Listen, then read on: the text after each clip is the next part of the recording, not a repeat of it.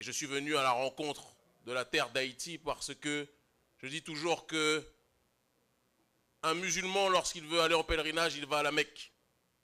Un chrétien, lorsqu'il veut aller en pèlerinage, il va au Vatican. Un défenseur de la cause noire, lorsqu'il va en pèlerinage, il va à Haïti.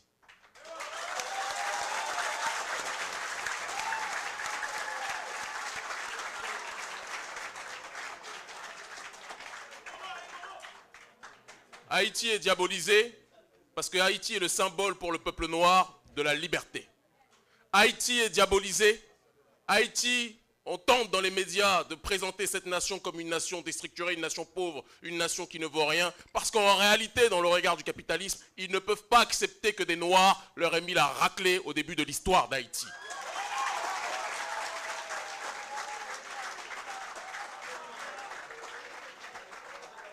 Beaucoup de personnes pensent qu'il est mieux pour un Haïtien d'aller chercher bonheur à Miami, qu'il est mieux pour un Haïtien d'aller chercher bonheur en France ou aux États-Unis. Mais je le dis que le paradis de l'homme noir se trouve sur la terre de Dessalines, de Boukman, d'Henri Christophe, de Félicité. J'ai fait ces 6 dernières années, plus de 80 pays. Je n'ai jamais ressenti en termes d'émotion ce que je ressens en étant sur cette terre sainte qu'est la terre d'Haïti.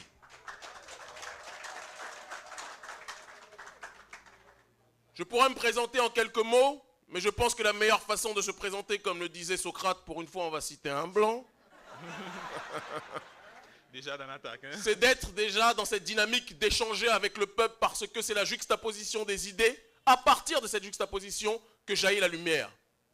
J'ai commencé à débattre lorsque j'étais dans la rue, en région parisienne, en confrontant mes idées à d'autres personnes, en confrontant mes idées avec des frères, en confrontant mes idées avec des blancs, qui peuvent être des frères aussi de temps en temps, et en confrontant même mes idées lorsque j'ai été par la suite dans une démarche d'avancer dans ce combat, lorsque j'étais condamné par les autorités françaises parce qu'ils trouvaient notre discours trop radical, et bien souvent quand le colon ou quand le capitaliste juge quelqu'un de radical, c'est que celui-ci est radicalement dans la bonne direction, il faut aussi le préciser.